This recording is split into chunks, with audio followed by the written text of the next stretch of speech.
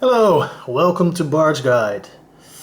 Topic of this video is 8 steps on how to become a freelancer. A couple of years back, about 4.5 years back, I made the decision to become a freelancer or a consultant. I took a long week for myself. Wrote down what I wanted to do in my life, what kind of career I wanted to do, how I wanted to make my money. And I came to the conclusion I wanted to make my own money, not to be a wage slave anymore. For a large part I have succeeded in this, but I also had the help of others.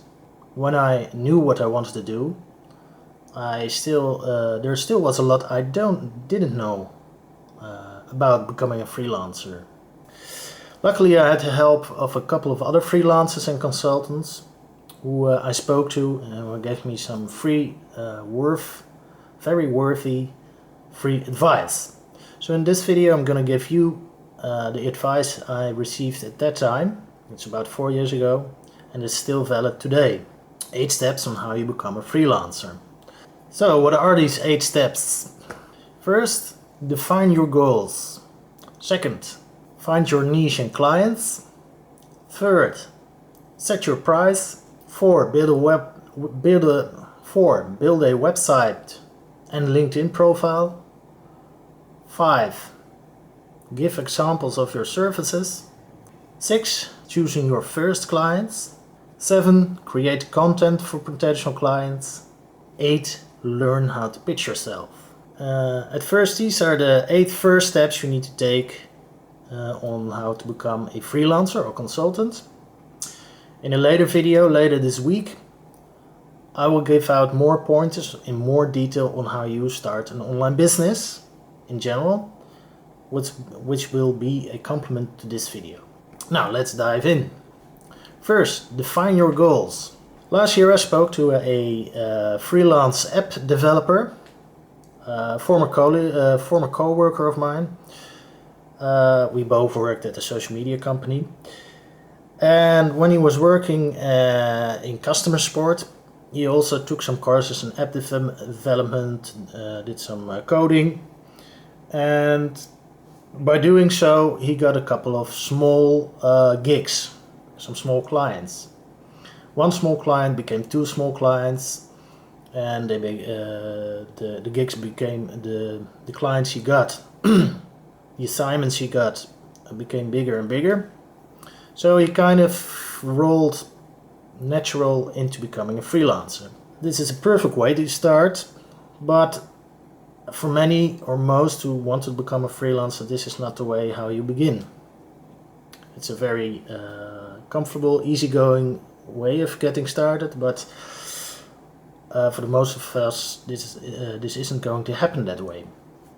For me, the moment it really began for me is when I took the time off. Like I said in the beginning of the video, I took a week off and I wrote down what I wanted to do as a freelancer, what kind of clients I wanted to make, what kind of skills. So your first step is define your goals.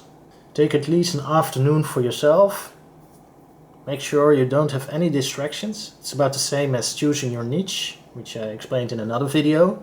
Turn off your phone, turn off Netflix, social media, whatever. Buy an A4 legal pad and a good pen and start writing down a couple of goals, or use an Excel sheet, whatever works for you, but take the time off and write or type down the following. First, what kind of skills do you have to start a business? Maybe you're a writer, graphic designer, or you're more comfortable working with your hands. Doesn't matter, it can be basically anything. Second, what kind of freelance business do you want to start? You can start either a product business, a service business, or a information business. Product-focused business is, for instance, a web shop selling shoes or craft beers or video games. Or you can start a bakery, whatever product. Product-based business can be very profitable But the most, in my opinion, the most money at the moment is in a service or information-based business. A service business is offering a service for a client. This can either be, for instance, consulting like SEO or copywriting or even house painting. And lastly, an information-based business. This means offering advice or information on a certain type of content. It can be either, for instance, a blog about history, or a blog about giving out dating advice, or a YouTube channel where you talk about legal advice or coaching. So you have product, service and information based. Write for yourself down what kind of business you want to start. Then, will freelancing/consulting be a side hustle for you to make some extra money? Or do you want to remain a full-time business owner? Or you just want to start out for a couple of hours a week and you just want to see what happens? Write that down. Do you want to hire and maintain a staff? Or do you want to remain a company of one? How much time at the moment do you have to invest in your business? And how much time will you have in future? How much money do you want to make every month? Don't get stuck on if the amount is reasonable and achievable, but write the amount down you want and need to make. What kind of tools do you at minimum need to get started? Think software, a laptop, or maybe actual tools if you want to be a carpenter or something like that. Do you need money to invest in your business to get started, or can you get started for free? In my opinion, most online businesses don't take that much money, but if, for instance, you want to start a craft beer web shop, you may need to buy some stock in advance. Take that in account. When do you make enough money to quit your current job? There are a couple of rules with regards to quitting your regular job. A good rule of thumb is to make at least 40% of your current salary with your business 3 months running. Because if you make if you make enough money in 3 months' time, it means you will have a steady stream of income from your side hustle. And if that's the case, you know you can increase the stream of income. Another rule of thumb, have at least 6 months of salary saved up in your bank account. That way if you can do what you want for at least 6 months. Second, after defining your goals and your skills and your tools, you come to number 2. Find your niche market and clients.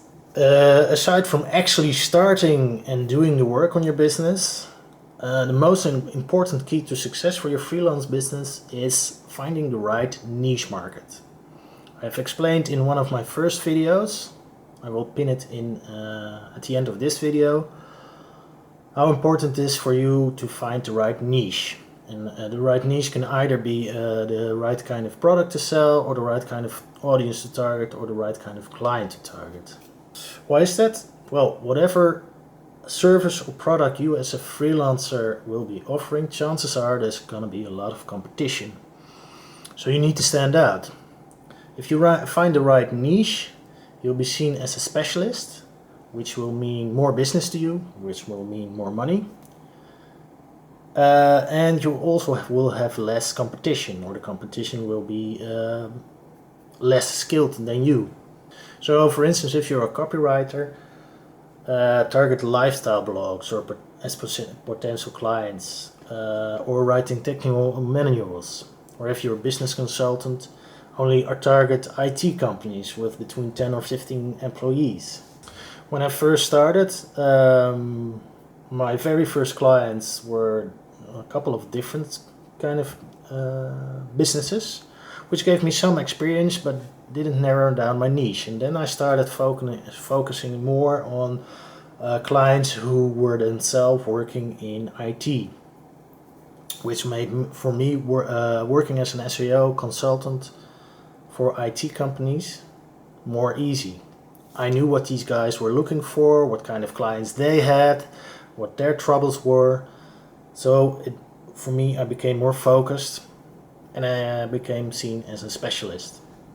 There are other sort of clients I sometimes take on, for instance, in the creative sector, because well, I used to be a musician, so I also know how creative clients' minds work. But for the most part, I won't take on clients, for instance, in the fashion industry. I really don't know anything about the fashion industry, so I really try to focus on the type of clients I feel comfortable working with. Can you find a niche for any kind of business? You may ask. Yes, you can. You just have to be a little bit creative. For instance, you're a freelance house painter. At the moment, you probably would pick any client who would come on your path. I can understand that. But there are ways you can set yourself apart from the competition. Maybe focus on painting offices or focus on a certain high class of client. Third point, set your price, set your rate. One of the biggest mistakes beginning business owners and even more experienced business owners make and freelancers make is setting their price too low. This summer, for instance, I spoke to a talented coach, a woman who, for instance, did physical training, and she asked a very low price. She was very experienced. People were asking for her. She didn't have to find work. Work was finding her. And she was afraid to ask a too high of a price. It's understandable. You want to get clients, and maybe setting your price too low is getting your clients, but it's a very big mistake. Don't be afraid to set a high rate from the start, whatever your level of expertise. Of course, do some research on what the going rate is. Asking $1,000 an hour as a copywriter when you just left college, well, it may seem to your clients that you don't lack confidence, but will you get many clients that way? Probably not.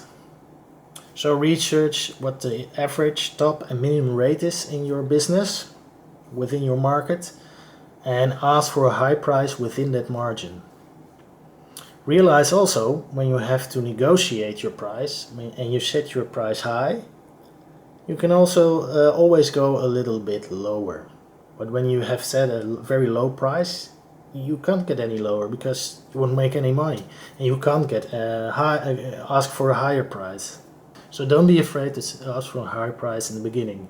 You may have to,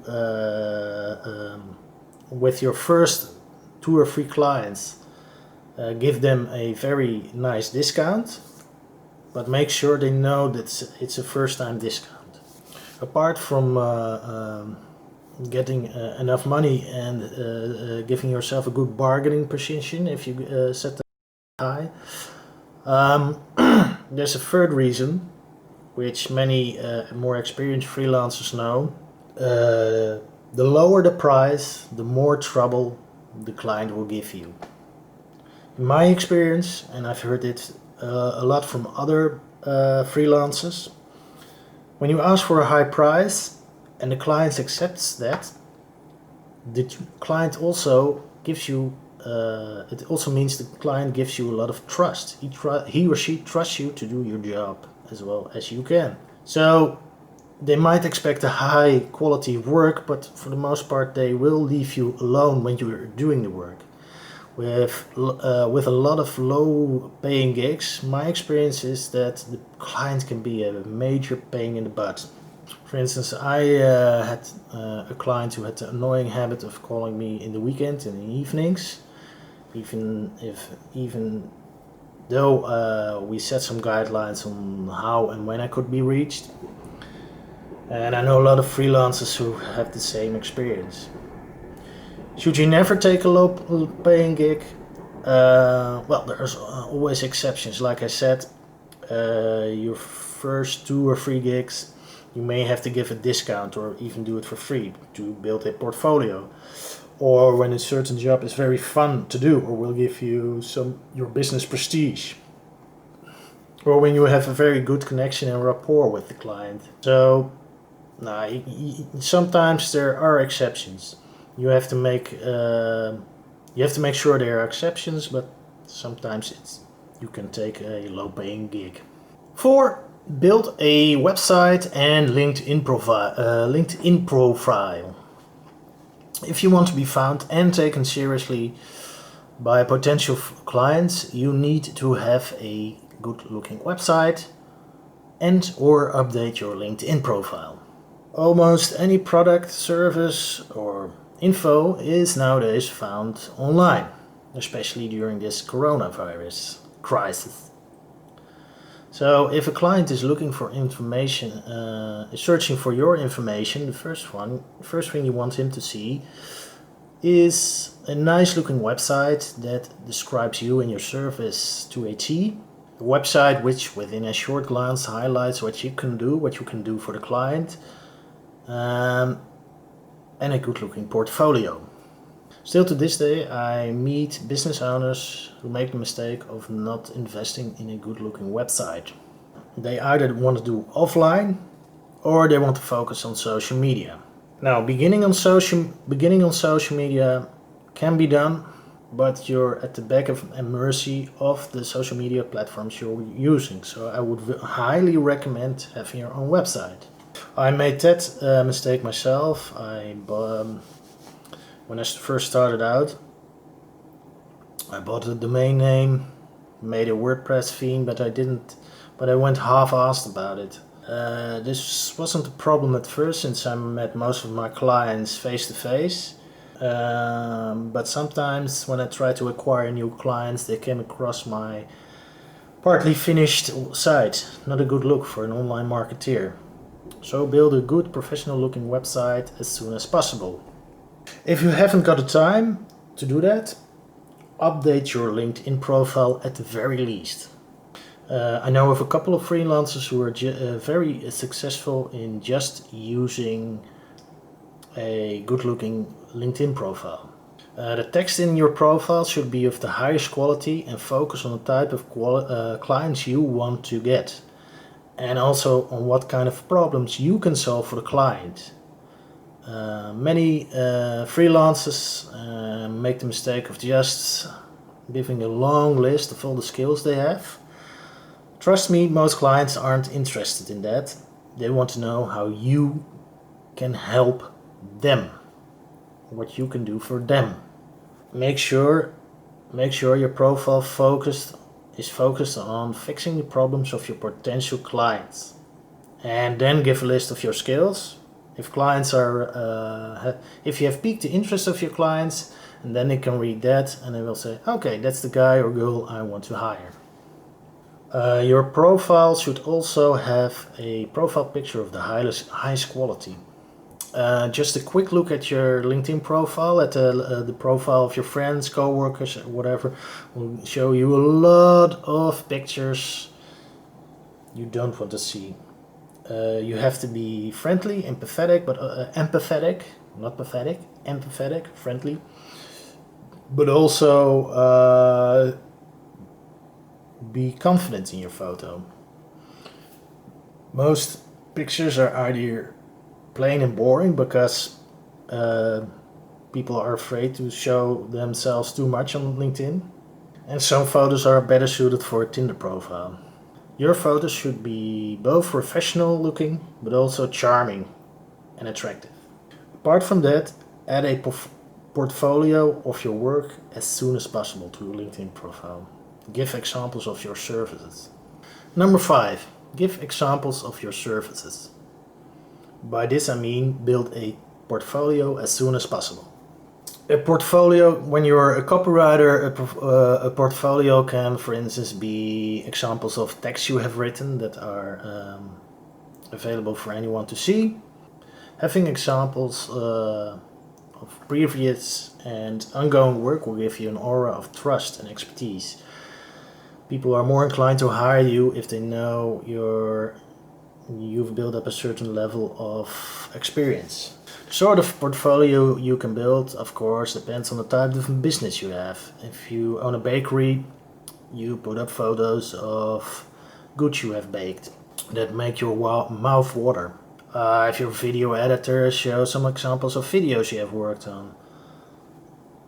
Do ask your clients if you can show examples of your if you can use provided services in your portfolio. Most of them will be flattered to have their work showcased. And also don't wait to ask clients for a testimonial. A couple of testimonials on your website or your LinkedIn profile will increase your credibility. If you don't have any clients yet, you have to be a little bit creative. You can either do a couple of low-paying gigs or some work for free.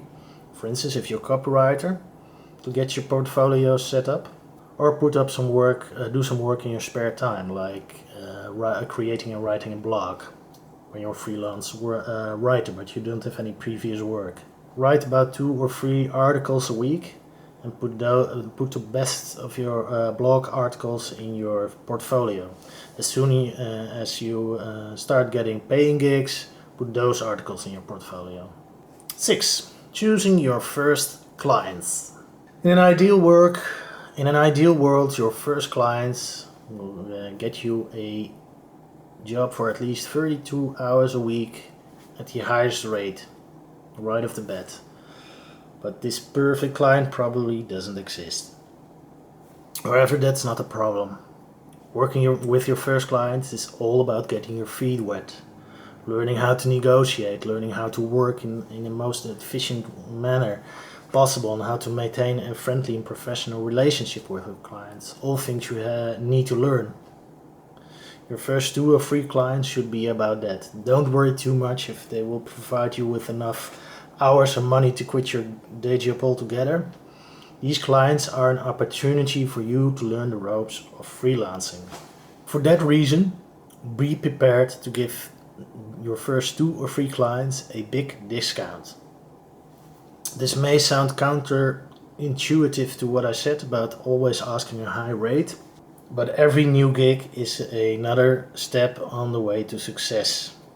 These first low-paying gigs are just the necessary steps you need to make. After you get a 4th or 5th or 6th clients, then ask the highest rates and keep doing that. Step 7. Create content for new clients. With every piece of content you create to get new clients, have your potential client in mind. This should be obvious, but many business owners forget this.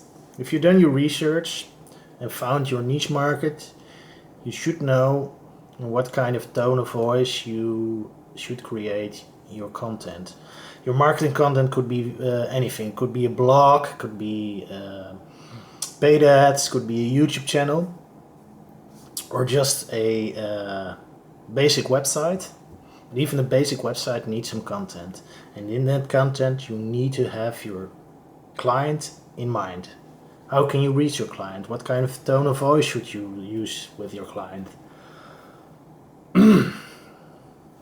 If your niche market is a hip, progressive audience, then your tone of voice should be hip and progressive. If your audience is more straight-laced and conservative, your tone of voice your content should reflect that.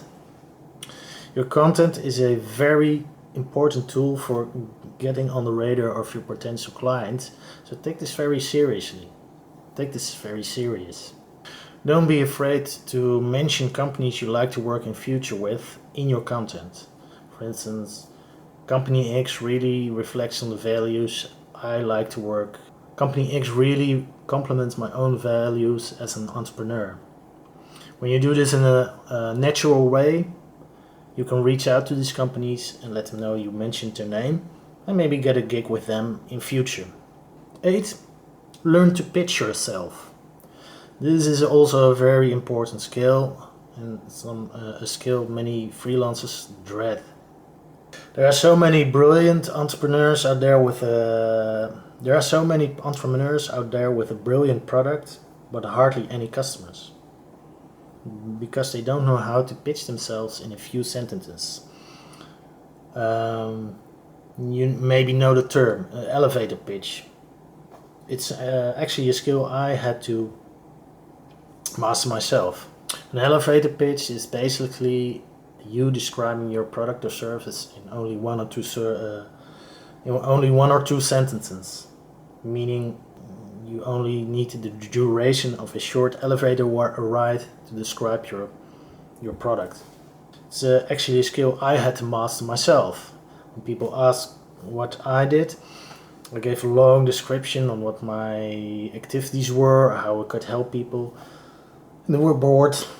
Nobody's interested in that. I really had to train myself to keep it short and simple. And also teach you to make it about the client. I've talked to a well-known proverb I said in earlier videos is nobody cares about you or your product. This means in your pitch you should always be focused on the needs and problems of your potential client and how you are the solution to those client problems. When you're a bakery, it's very simple.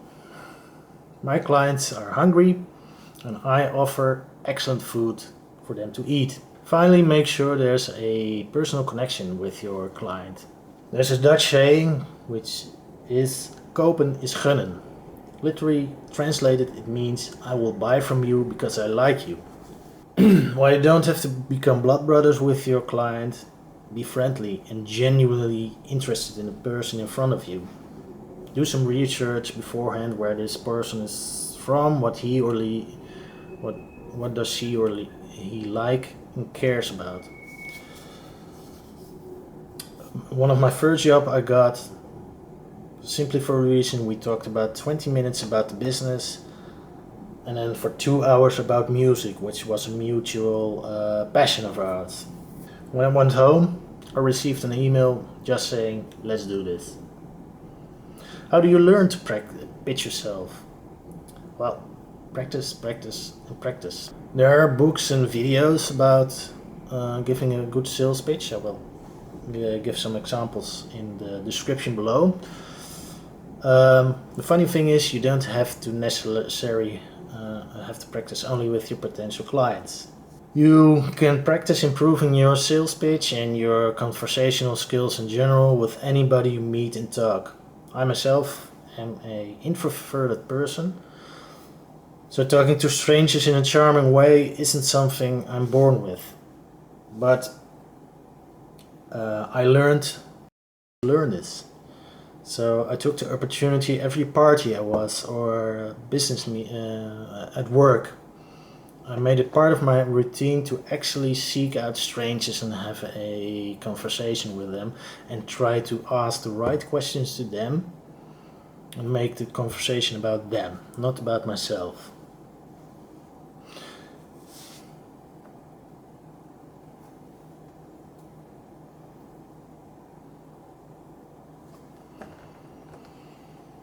So these are the 9 steps you have to take to get started as a freelancer.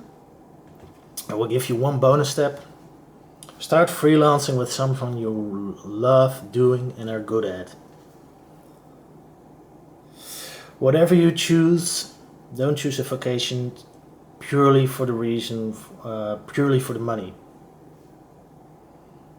Choose something you're actually good at and what you like doing. The work becomes so much easier that way. I realize now with the internet you can make a lot of money doing something you love. Now in the next video I will get into more detail on how you start an actual business, on how you choose business partners, legal advice. This video was mainly on the broad strokes on how to get started. Leave in the comments any questions you have about starting a business or your own experience. Hit the like and subscribe button and I will see you in the next video. Learn this. So I took the opportunity every party I was or business at work. I made it part of my routine to actually seek out strangers and have a conversation with them and try to ask the right questions to them and make the conversation about them, not about myself. I will give you one bonus step. Start freelancing with something you love doing and are good at. Whatever you choose, don't choose a vocation purely for the money. Whatever you choose, don't choose a vocation purely for the money. Choose something you're actually good at and what you like doing. The work becomes so much easier that way. I realize now with the internet, you can make a lot of money doing something you love. Now in the next video, I will again get into more detail on how you start an actual business, on how you choose business partners, legal advice. This video was mainly on the broad strokes on how to get started. Leave in the comments any questions you have about starting a business or your own experience. Hit the like and subscribe button, and I will see you in the next video.